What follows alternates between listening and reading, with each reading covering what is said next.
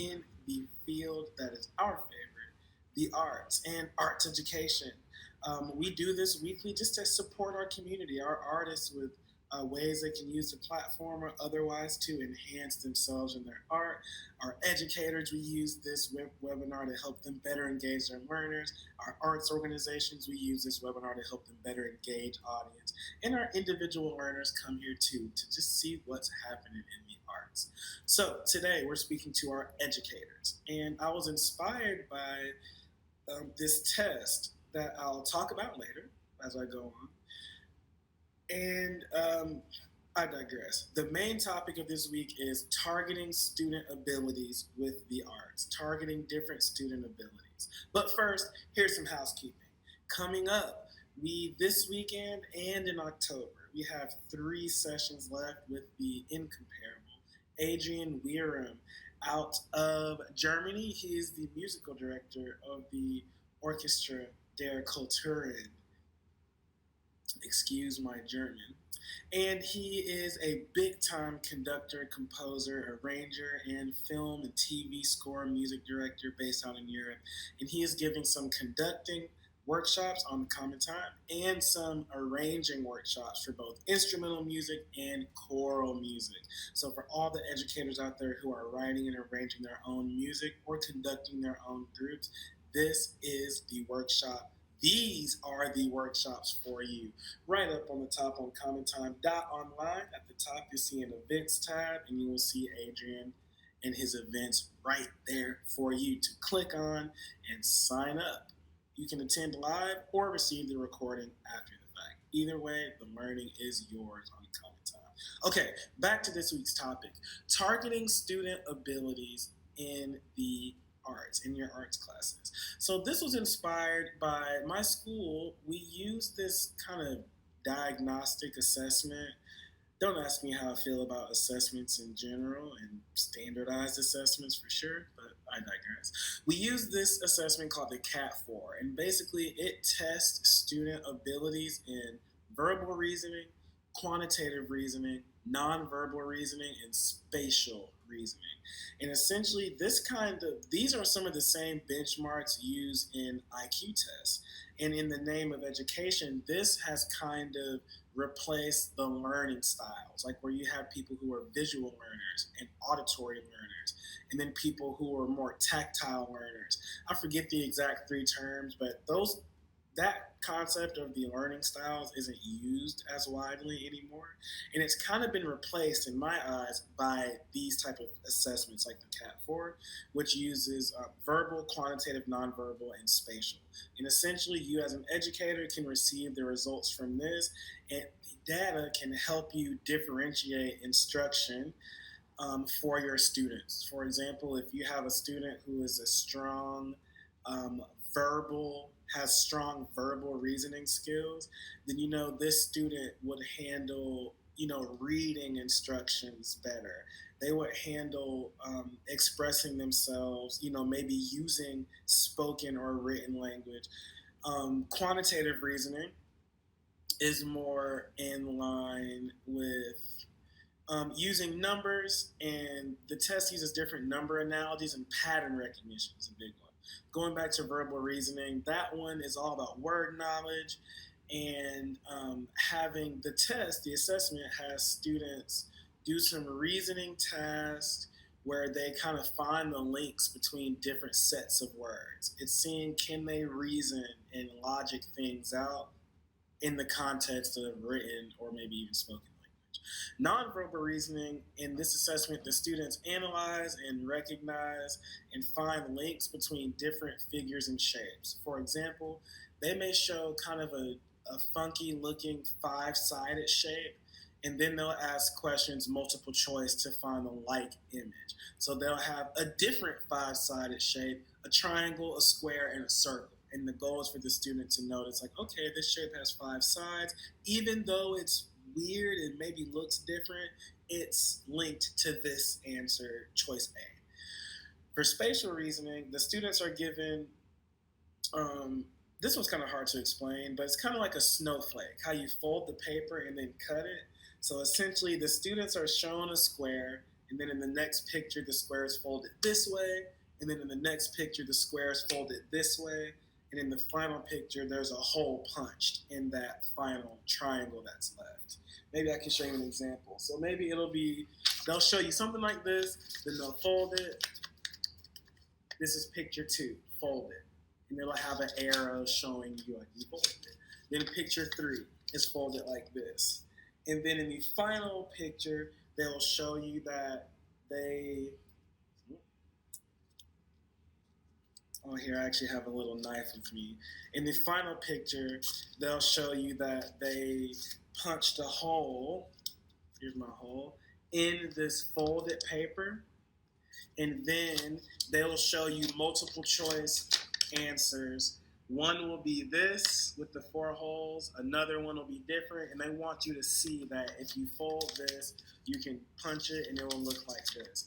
And essentially what that's testing is they want to see if you can see something that doesn't exist yet and then make it exist. So you see this, right? But this, you don't see that this exists. This image is created in your head. So it's kind of that idea of spatial reasoning, being able to see something that doesn't yet exist in the physical world and then come to fruition with that. And they test on these different types of reasoning abilities to help you differentiate your instruction. Okay, so just a little recap: the 4 student abilities that this assessment inspired me to speak on are verbal reasoning, quantitative reasoning, nonverbal reasoning, and spatial reasoning. And these are similar benchmarks that are tested in an IQ test, or intelligence quotient. I think IQ means, for people that don't know what IQ means. So let's connect these to the arts and then speak a little bit about how a CommonTime session with one of our great artists can maybe help you build on some of these skills. Like I said earlier, essentially when you receive the data for these students, I kind of take 1 or 2 approaches. If they're really strong in an area, maybe you could differentiate instruction based on that. And if they need support in an area, like let's say a lot of my students are second language learners in English, and this test is delivered in English. So a lot of their verbal reasoning skills are quite low. Part of it could be their verbal reasoning, and part of it could definitely be the language barrier. But in international school settings like mine, differentiating based on verbal reasoning skills is something that they may ask you about in every interview, because you're going to be at an international school with 50 different nationalities. 90% of the kids are second language learners. And English, for the parents, the consumers, people paying for this school, having their students learn English is one of the most important reasons that people send their kids to an international school. Otherwise, they could go to the local school, the local public school that's offered in that country. So let's see how we can connect these to the arts. So when thinking of verbal reasoning, finding links between words, one of the obvious choices for an arts class that could support this is theater. And theater can help reinforce the spoken language, build vocabulary, connect the words to context, because when you're doing a play or reading a monologue, you don't just simply read the words straight down. You have to connect them to body language, to emotion, and really dive in and make connections between these words and tell a story, which is exactly what the assessment is doing when they're testing verbal reasoning. And likewise, will add that music also has its own set of vocabulary in language that's needed to be successful. And you have to not only be able to connect those words, but combine them. Like, for example, you must combine tempo, form, dynamics, all at the same time, and execute them simultaneously to be able to perform a piece of music, for example. These are all examples of verbal reasoning. And when I think about a specific CommonTime artist, we have 2 CommonTime theater artists that focus on improv theater and teaching theater and drama through improv. And I think that's an awesome way to help students build their verbal reasoning skills, because they have to make these connections between words and make these correlations between words on the fly. So it's really allowing them to take the knowledge that they have now and then apply that skill in a reasoning scenario through improv theater. If you go to commontime.online and you scroll down, you will see music, theater, art, and dance. And if you click theater, you will see our roster of world-class international teaching artists that can help build verbal reasoning skills in your students through theater education. Theater education. Number two, quantitative reasoning is all about, I kind of like to take the numbers part out of it. If you look at the nuts and bolts of the quantitative reasoning description and assessment from the CAT 4 exam that I've been referencing, it's all about pattern recognition. They just use numbers as the context, the vehicle through which they execute these patterns. So I think music, it was the first thing I thought of as the arts form that helps reinforce and build pattern recognition in your students, from scale patterns, finger patterns, musical form, using music technology to create loops, you even using dance when you have patterns of movement. All of these different examples are things that help your students build their quantitative reasoning skills. And I believe that if you work on pattern building outside of the numbers, that skill and that knowledge gained will transfer to doing some quantitative reasoning activities that do involve numbers, because the key is pattern recognition. And an example of that, if you're not seeing the picture, it may say something like, 1 plus 1, 3, 4, 2, 4, 6, 3, 5, blank. And they want you to see that the pattern is they added the first two numbers and got the third number. It'll say something like that. The first thing that came to mind, let's go to the next one. I already told you the first thing that came to mind was using music and also using dance. As far as CommonTime artists that can support this, I think it would be interesting to focus on quantitative reasoning with two of our artists, Farzin and Pranoy. The former plays and specializes in Middle Eastern music, and the latter in Indian classical music.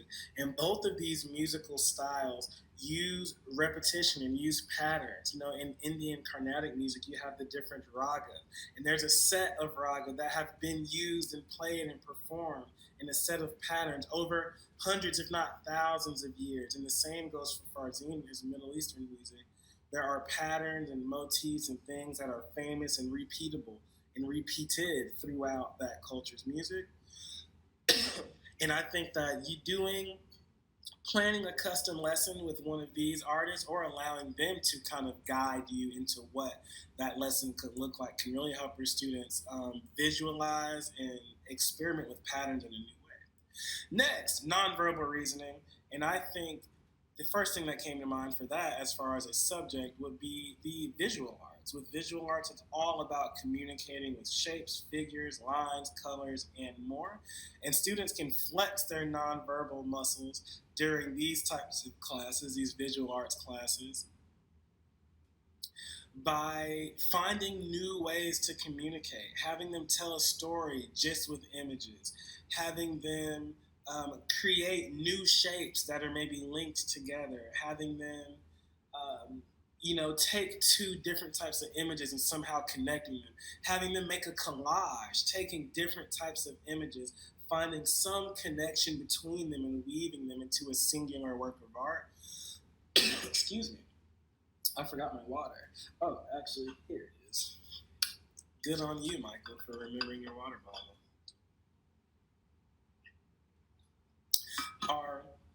Those were all examples of ways you allow your students an opportunity in a visual arts class to focus on nonverbal reasoning.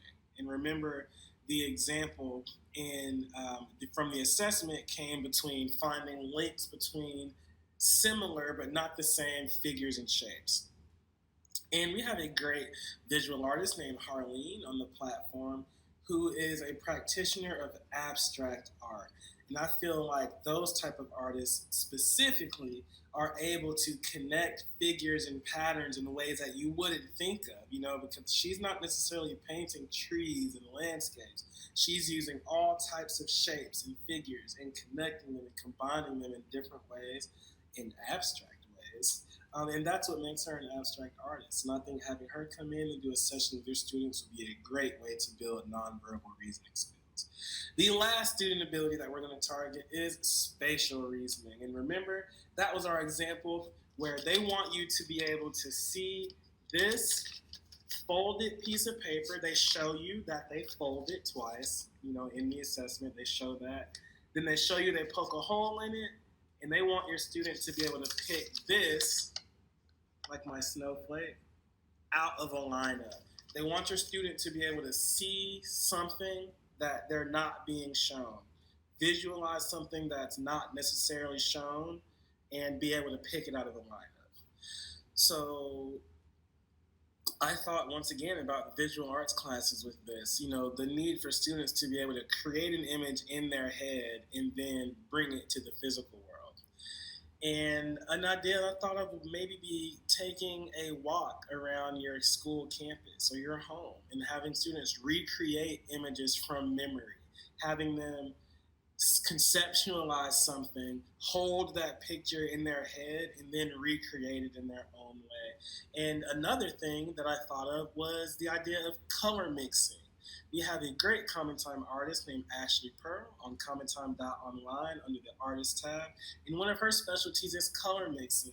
What would it be like if students had the materials and the supplies and they were able to kind of conceive a color in their head that they cannot see, and then use Ashley to come in and help them create that color? What's the base color?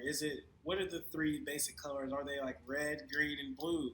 Then you start with blue. Maybe that's the base color you need for your imaginary color. Then you need to lighten it, darken it, having them visualize and then materialize, build spatial reasoning. And those are the 4 different student abilities we targeted this week. Once again, go to CommonTime.online under the Events tab. You see all of our wonderful upcoming slate of workshops. I talked to you about Adrian. In the end of October, we have our CommonTime Woodwind Festival, which is perfectly timed for all you beginner instrumental teachers, where we will have workshops and performances for flute, clarinet, and bassoon that are intended to engage, enlighten, and educate students and teachers alike. Once again, my name is Michael Skillern, and we will see you right here next week for Wisdom Wednesday.